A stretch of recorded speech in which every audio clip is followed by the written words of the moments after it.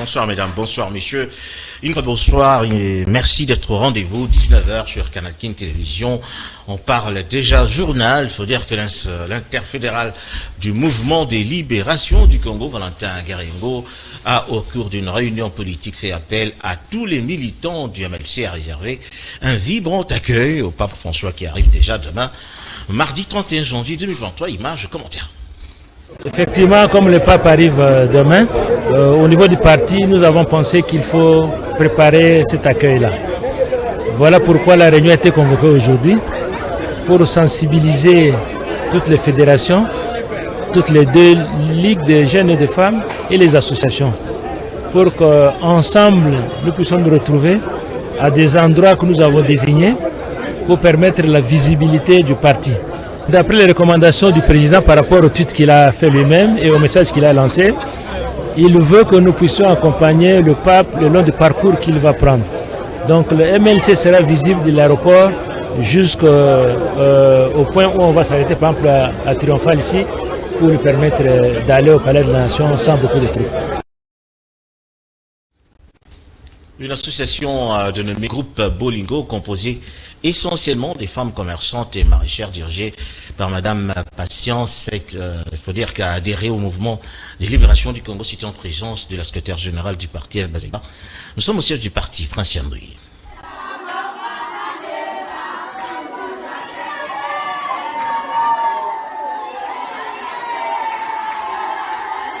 Groupe Bolingo est une association de femmes qui œuvrent dans le commerce et l'agriculture. Ce dimanche 29 janvier, cette association féminine a adhéré au mouvement de libération du Congo. Une adhésion qui s'est faite suite à un bienfait de la Fondation Liliane Bemba lors de son passage au centre pénitentiaire de rééducation de Kinshasa, ex-prison centrale de Makala, à la présidente du groupe Bolingo, Madame Patience. Une centaine de femmes du groupe Bolingo ont été reçues par la secrétaire générale du parti, F. Bazaiba Massoudi, qui les a exhortées au militantisme et patriotisme. Madame Patience, présidente du groupe Bolingo, se félicite de l'adhésion de son groupe au mouvement de libération du Congo. Elle fait également appel aux Congolais de s'adhérer massivement à ces partis chers à Jean-Pierre Bemba. Biso ba mama, esengeto tombo la parti oyo. Parti oyo MLCC tombwa manango. Biso toye lisusu to tombo la yango lisusu koleka. Banda nazala na prison, na moni bola mwa MLC, na bimi, nazo vivre ka bola mwa MLC. Na pesi merci na mama Liliane Bemba, oyo ayaki kotala biso na prison, oyo asungaki ngai na acte oyo ayaki kosala na prison. En tout cas na pesi merci mingi epai na ye, na pesi lisusu ya koleka. Elongo na vice-première ministre Kanabiso Mama F. Bazaiba Massoudi. À l'occasion, F. Bazaiba leur a remis des insignes et drapeaux du parti, des t-shirts à l'effigie du président national ainsi que de pagnoax. Avant de présenter officiellement à l'assistance les deux candidats de Moamba pour les comptes du MLC au prochain scrutin de 2023. Aldarish Luboya de la Ligue de Jeunes qui a résumé son message à l'amour, la discipline, la solidarité et le travail, gage de son parti. Pour la vision au parti Tozanango, boyebi balobaka, ceux qui mutaza fidèle na biloko mike, akozala pe fidèle na makamwa minene.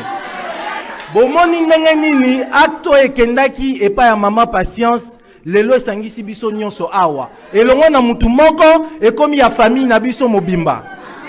Et Maître Immaculé Zolo, qui à son tour a demandé au groupe Bolingo qu'il n'y ait pas une parcelle sans le MLC dans leur environnement. À la fédération Tchangou, maire du MLC Tchangou, le coordonnateur de la Ligue du MLC Njili, Jean Nzoko Bompeti, s'est enrôlé au complexe scolaire Daniel, situé au terrain Saint-Thérèse, en tant que représentant des jeunes du parti de Jean-Pierre Bemba. Il faut dire, dans la commune de Njili, Jean Nzoko invite tous les jeunes de Njili et la population de cette municipalité à s'enrôler pour les élections de décembre 2023 à l'ENOCA. L'enrôlement des cadres fédéraux du mouvement de libération du Congo, Fédération Tchango 1, se poursuit. Le coordonnateur de la Ligue des jeunes du MLC de la commune d'Endjili, Jean-Jacques Bopeti, s'est enrôlé au centre d'inscription à l'école d'Anel au terrain 7 la localité d'Endjili. Il a été accompagné des membres du MLC au cours d'une marche partie de la place Sainte-Thérèse pour passer par les terrains ainsi cités à l'école d'Anel. Au centre d'enrôlement d'Anel, Jean-Jacques Bopeti a été identifié, enregistré et passé par les phases de capture photo, empreinte digitale. Il a fini par la réception de sa carte de lecteur auprès du président du centre. En sortant du bureau d'inscription, le coordonnateur de la Ligue des jeunes du MLC Ndjili s'est dit satisfait. Il a invité la population à s'enrôler. Je suis vraiment fier d'avoir une carte de lecteur aujourd'hui et à cet effet, je lance aussi un appel pathétique à la population d'Ndjili, des quartiers 1 au quartier 13, de venir s'enrôler et avoir aussi leur carte comme moi j'ai eu ça aujourd'hui. Ce n'est pas seulement aujourd'hui, nous allons continuer demain, le lendemain et appeler la population pour s'enrôler.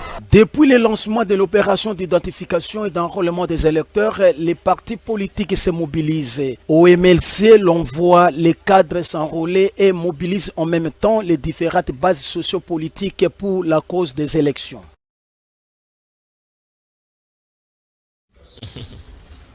Voilà, on continue avec cette série d'enrôlement pour dire que Tshifuembe Kapuku Tony, coordonnateur national d'Alliance des Congolais conscients en action pour le développement ACCAD en sigle, a obtenu sa carte d'électeur dans un centre de la commune de Ngalema. S'agissant d'un devoir civique, Tshifuembe Kapuku a invité la population congolaise à répondre positivement à cet appel citoyen.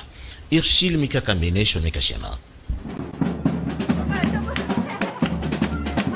La population congolaise est appelée à ne pas être dupe au regard des prochaines élections qui se pointent déjà à l'horizon. Telle est la motivation du coordonnateur national d'Alliance des Congolais conscients en action pour le développement ACCAD en sigle. Tshifuembe Kapuku Tony, qui a été accompagné par une foule immense au centre d'inscription des électeurs le samedi 28 février dans la commune de Ngaliema, précisément à l'école primaire Saint-Moukassa, pour procéder à son enrôlement dans son fief de Lukunga. Très déterminé, le coordonnateur de la CCAD a obtenu sa carte d'électeur malgré l'interdiction par les responsables de ce centre de filmer les différentes étapes qui mènent à l'obtention de la carte d'électeur. Au sortir de la salle, Tshifuembe Kapuku, coordonnateur de la CCAD, une structure à caractère social qui a pour but le développement, allié au Parti du Peuple pour la Paix et le Progrès, P4 en sigle, chapeauté par le président national, Maître Emery Patrice Nlangu, s'est exprimé en ces termes. Vraiment, je suis très ravi par rapport à la journée d'aujourd'hui parce que Naouti ko rempli o isa devoir nangai tant que citoyen congolais. O nanu asili ko lekana enrôlement te akokana koleka de façon que et permettre ye na mapona meza liboso akokana kosala choix malamu parce que mobe ko zebiso était peuple congolais nde azali souverain. Yende akoki kopona nani oyo awiko tia po akamba et pour le moment document oyo ezo permettre na citoyen nyoso ase okile nango na ba faire na ye na misala na etope na bisika nyoso na yango nazo sensibiliser population nyoso ya Lukunga ya Ngalema o nanu asa aleki na enrôlement te akokana koleka de façon que et permettre biso population tozo ba siège belé na niveau ya ensemble. Rappelons que s'enrôler est un devoir civique, une obligation d'ailleurs de tout citoyen de participer à l'exercice politique de son pays. Et c'est un droit aussi pour un citoyen d'avoir sa carte d'électeur.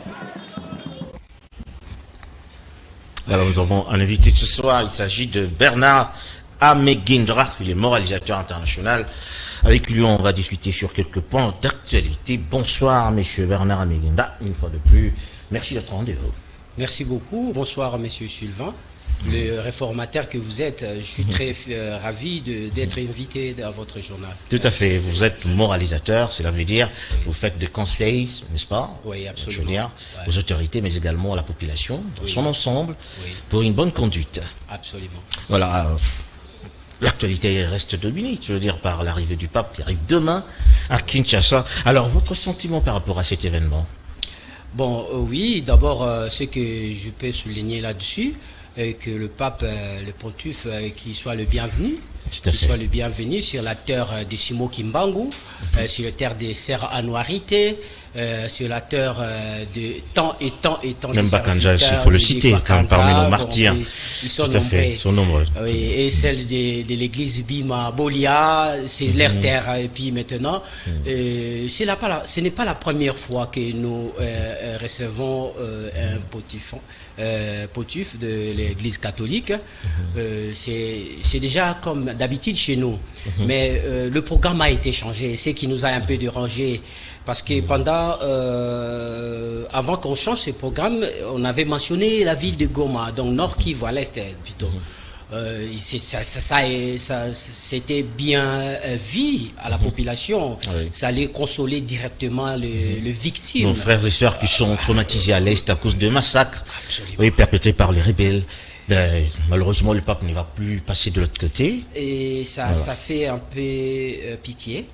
Absolument, parce que si le pape programme navette ou bien une saut là-bas, je ne pense pas que les forces négatives là ou bien l'armée rwandaise peuvent oser faire quelque chose contre le pape. Non, mais plutôt ça allait être mieux parce que la population, il allait voir maintenant voilà un grand homme comme pape.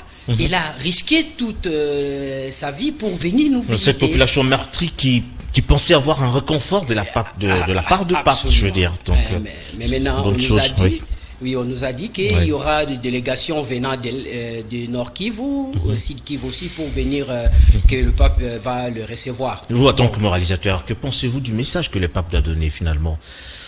Oui, d'abord, moi, je souhaite qu'il puisse avoir la bonne santé. Parce qu'il a déjà un âge avancé, que Dieu lui tient bon. Il n'a pas choisi n'importe quel pays, c'est la RDC. C'est symbolique d'abord. Et ils savent plus que nous. Ils savent qu'est-ce qui est la RDC. Alors maintenant, le message qu'ils peuvent nous donner, c'est secret en lui. Et nous attendons qu'il soit dévoilé, mais il va contourner toutes les difficultés et il va dire, mais il n'a pas un bâton magique qui va taper là-dessus pour dire que tout le mal s'arrête et maintenant le Congolais doit vivre comme au paradis. Non, ils doivent tout simplement conforter le faible et corriger et puis conseiller les dirigeants. Donc je pouvais... On est temps de souffler un peu, on prend un 5e élément qui parle du complexe scolaire Mapendo. Je veux dire que a servi de cadre, n'est-ce pas, à l'enrôlement au cadre du parti Orange. Il s'agit de Nimon Ndondoboni Bayenga qui, en bon citoyen, a obtenu sa carte d'électeur. Image et commentaire. C'est au complexe scolaire Mapendo, dans la commune de Massina, dans le district de la Tchangou, que Nimon Ndondoboni Bayenga, secrétaire national en charge de la communication du parti Orange, a rempli son devoir citoyen, celui de l'enrôlement pour l'obtention de sa carte d'électeur. Un bon leader, Nimon Ndondoboni, s'est servi de son exemple pour inviter toute la population de la Tchangou à se procurer au plus vite de la carte de lecteur, laquelle la permettra d'opérer un choix utile lors des prochaines élections. J'ai juste rempli, c'est un devoir civique, je l'ai rempli.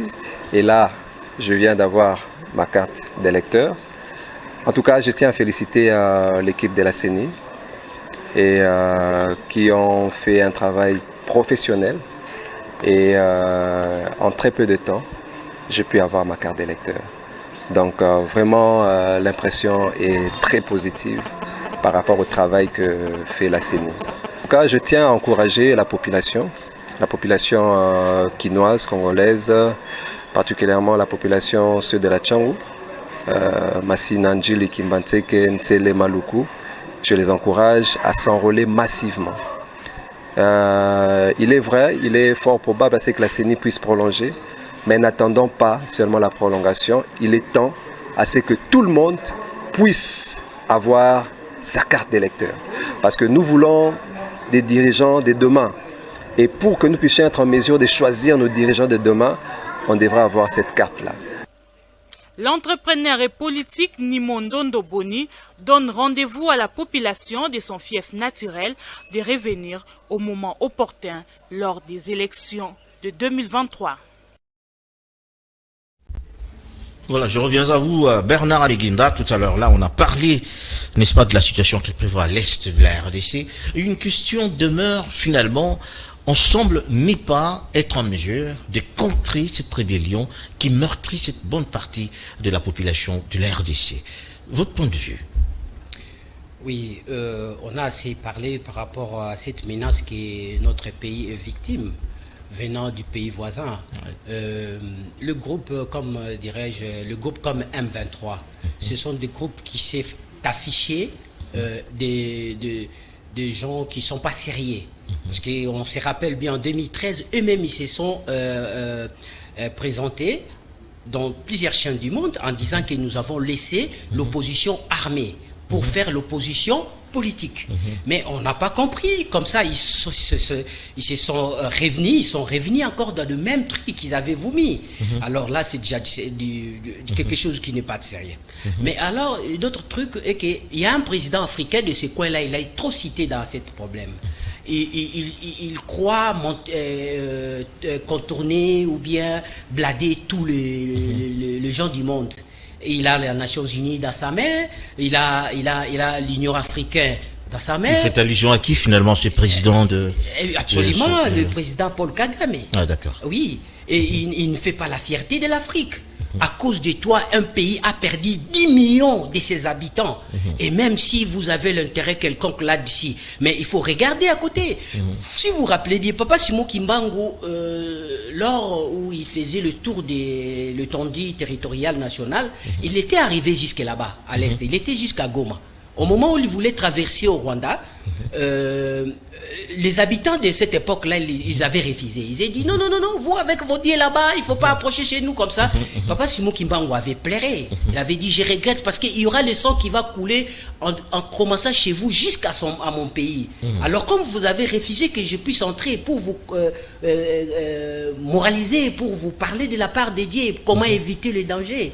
Alors vous voyez le problème de l'Est. Et à ce moment, nous parlons avec toi, avec vous plutôt, il y a tant de milliers de Congolais sont encerclés par des groupes armés et des intentions malveillantes qui traitent nos populations des esclaves sexuels, des travaux forcés et si consort. Et ils sont tués comme des mouches, je ne sais pas dire. Vous avez travaillé, vous avez beaucoup œuvré dans cette partie du pays, comme vous l'avez dit, même dans vos écrits, dans vos conseils.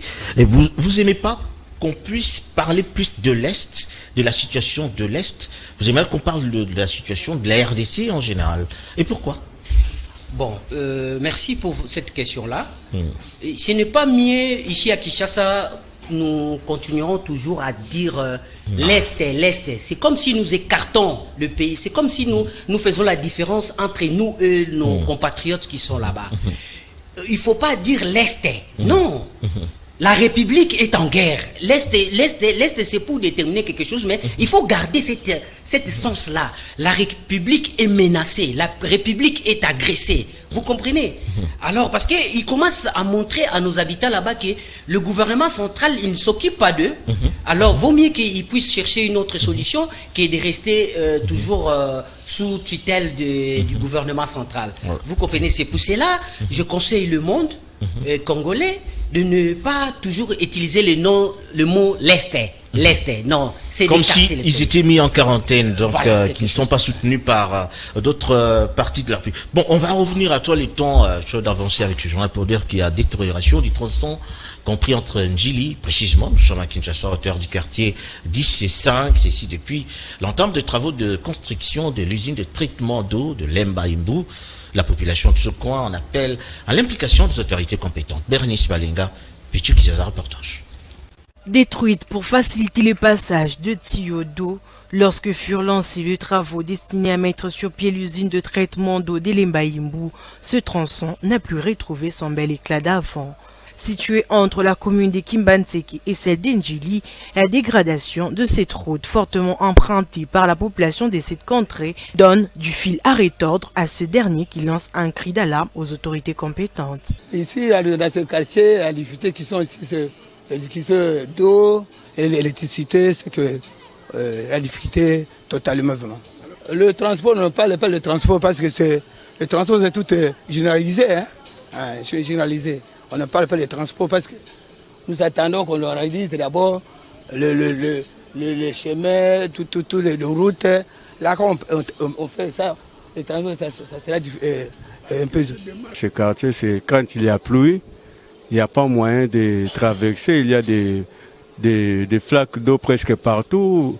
Et vous ne savez pas, même que vous ayez une moto ou pas, vous ne saurez pas même faire un mouvement. Là, vous êtes contraint de rester quelque part jusqu'à ce que la pluie puisse terminer et attendre 30 à 45 minutes.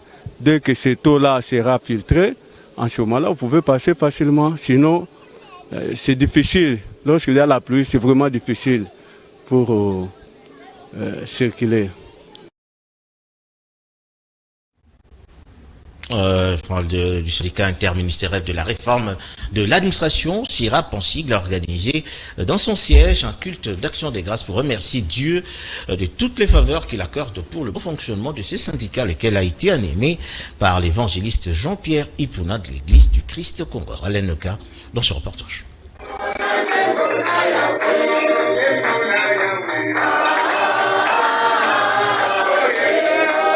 Chaque début d'année, le syndicat interministériel de la réforme de l'administration publique SIRAP organise un culte d'action de grâce dans le but de remercier Dieu pour toutes les faveurs qu'il accorde à ce syndicat qui est au front pour la défense des intérêts des agents et fonctionnaires de l'État. Dans ces terrains, ce syndicat continue à rapporter la victoire. À ce début de l'an 2023, le SIRAP n'a pas dérogé à sa tradition. Un culte d'action de grâce a été organisé à son siège sur l'avenue Bambili dans la commune d'Ngiringiri et animé par les révérends évangélistes Jean-Pierre Ipuma de l'église du Christ au Congo en présence du président du SIRAP et les affiliés de ce syndicat. Dans sa prédication pour la circonstance dont les versets a été tiré du livre de Jacob, le révérend évangéliste Jean-Pierre Ipuma a prêché Dieu neutralise des projets des hommes risés et renchéris. Le syndicat SIRAP continuera à rapporter la victoire syndicale dans sa lutte en faveur de ses affiliés. J'ai prêché sur Job chapitre 5 verset 12. La Bible dit Dieu anéantit les projets des hommes risés et il ne permettra pas que leurs mains accomplissent leur œuvre. Quand vous élevez le Seigneur dans tout ce que vous pouvez faire, même vous les photographes, mais Dieu aussi vous élèvera. De son côté, le président du SIRAP, ingénieur Paul Yapai Makengo, a fait des révélations sur la bonne évolution de son syndicat aujourd'hui au sommet ici avec beaucoup de réalisations. Le syndicat SIRAP monte au créneau pour rappeler à ses membres que nous n'avons pas fini notre démarche de la défense des intérêts des agents et travailleurs. Avec Dieu que nous venons de prier aujourd'hui, va neutraliser tout pour que tous ces gens-là soient payés pour cette année 2023. Juste à la première sortie électorale lors des élections organisées en 2013 par le gouvernement, le syndicat SIRAP a fait des exploits au point de se poser deuxième force syndicale en République démocratique du Congo. On parle sport pour dire que la coordination sportive du Judo Police organise un tournoi du 3 au 5 février 2023 dans l'enceinte du camp Lufungula. Les coordonnateurs de cette structure fait appel à tous les athlètes Judo Police à prendre part à ce grand tournoi. On a lancé le tournoi, c'était du 1er au 3, mais malheureusement, dommage parce que les athlètes qui vont combattre, c'est les athlètes qui sont encore les élèves ou les étudiants. Et actuellement, mercredi, comme on voulait débuter, et mercredi, jeudi, vendredi, il y a les enfants qui vont encore à l'école. Ça va un peu perturber les choses. Voilà la raison pour laquelle on a décalé de 2 jours. Au leto banda mercredi, tozo banda vendredi, nakalu fungula donc tongo, tipo quoi ba éliminatoire, samedi pareil, et le dimanche, ça sera le final. L'entrée est gratuite. La participation gratuite. On veut vraiment donner une image. Et le lieu auquel on est, où on va faire les tournois, c'est gratuit. Pourquoi donner, faire payer les autres? Non, nous on n'est pas comme ça. Tout est gratuit. Le baiser c'est gratuit. L'entrée c'est gratuite. Donc tout est gratuit. Et pour les cadeaux, ben voilà la raison pour laquelle j'ai dit, on est en train de faire notre pas. Je sais que les autres pas viendront, mais on est en train de faire les pas. Oui, tous les athlètes qui combattront, ils auront un peu ce qu'on va préparer pour eux. Là, c'est sûr et certain, on va faire les nécessaires. Le général Sylvain Kassongo, et allant aussi au commissariat provincial, le général Amouli, le général Ndila, le colonel Moubi et tous les autres. Je sais que j'ai déjà les soutiens parce que si seulement je parle bien avec eux, je sais que les soutiens, surtout quand je dis soutien, là j'ai déjà le soutien moral avec eux parce que je discute avec eux. Voilà, on clôture avec vous, Bernard Ameguinda. Je rappelle que vous êtes moralisateur international. On parle élection en RDC. Il faut dire quand même que cette année, il y a un exploit de la part de la CENI d'enrôler également, je veux dire, les Congolais de l'étranger. On parle par exemple du Canada, de la Belgique, l'Afrique du Sud et tant d'autres. Finalement, vous pensez que ça peut aller avec cette manière de faire de la CENI? Bon, c'est tout un programme qui a été calé par cette commission indépendante, électorale indépendante, qui ont calé ce programme, mais absolument, et on ne peut pas aller directement organiser les enrôlements aux nationaux vivant à l'étranger, sans pour autant finir d'abord avec le recensement. Ils allaient nous patienter jusqu'à ce qu'on passe au recensement. Les années à venir, on peut, oui, disons, prolonger un peu cet écart afin que les étrangers puissent, les Congolais vivant à l'étranger puissent aussi s'enrôler. Mais à ce stade que nous sommes, déjà ici à l'intérieur, il y a question d'abord de légitimité du président de la CENI, que nous tous, nous sommes là, bon, on veut que la paix au pays, et puis de la qualité de la carte à question, n'est pas comme celle de la fois passée, et puis le nombre de machines dans le bureau, vous comprenez, tout ça, ce sont des soucis qu'on peut un peu... Il y a plusieurs, à peu près, dans la manière de faire. Il y a plusieurs, je veux dire, failles, je veux dire, dans la manière d'opérer de la CENI, ce que je voulais dire aussi. Oui, parce que lui, il fait partie de l'équipe de la CENI depuis. Il connaît un peu. S'il a fait d'autres marches courtes, c'est peut-être pour gagner le temps ou bien et puis éviter un peu beaucoup de dépenses. Et c'est à lui de défendre. Mais de notre part, je suis content qu'ils ont ajouté, de voir comment ils ont ajouté encore un mois pour que première zone d'enrôlement soit toujours opérationnelle, parce que nous sommes nombreux et on compte déjà autour des 15 millions des habitants ici en RDC. Si on compte les adultes, et plutôt ici à Kinshasa, si on compte les adultes, on peut arriver jusqu'à 7 à 6 millions. Donc c'est pas facile avec le nombre réduit de machines d'enrôlement, mais le problème le plus sérieux est la question des cas d'identité. Maintenant, nous sommes là pour la paix au pays. Il faut qu'on se dise la vérité. Il faut qu'on soit clair. L'état d'esprit de notre constitution est clair. Vous voyez un homme comme un monsieur, un sénateur à vie comme Joseph Kabila. Logiquement, il ne peut plus postuler. Mais s'il le souhaite lui-même, il souhaite de postuler, il sera obligé de se renoncer dans cette statut-là de sénateur à vie. Là, oui, tout le monde peut confirmer et accepter son candidat. C'est ce qui n'est prévu dans la Constitution, ce qui n'est pas prévu finalement dans la Constitution. Donc, oui, je vous en prie. Oui, je vous en prie. Oui, c'est l'esprit constitutionnel. Oui, c'est dans l'esprit de la Constitution. Oui, de la Constitution. Donc, comme il est sénateur à vie, c'est toute une statut supérieure dans le pays. Donc, s'il veut revenir encore là où il était venu pour parvenir, il doit renoncer d'abord. Voilà, une dernière question, parce que on voit tout le monde s'enrôler, puis tout le monde voudrait postuler. Finalement, quels sont les critères, selon vous, en tant que moralisateur, d'une bonne personne à pouvoir être élu, quand même, je veux dire. J'utilise ces termes-là pour plus passer le message, quoi. Bon, comme je venais de dire, sénateur à vie et ex-président, c'est des choses différentes. Non, on parle maintenant enfin, du citoyen lambda. Quels sont les critères, finalement, pour qu'on puisse... Qui est éligible, en fait, s'il faut dire ça de cette façon-là. Ok, la légibilité vient de l'état moral de la personne. qui soit quelqu'un qui maîtrise d'abord la société congolaise, qu'il a la connaissance de la science, et un peu la politique, quelqu'un que nous ne pouvons pas directement cibler, c'est tel.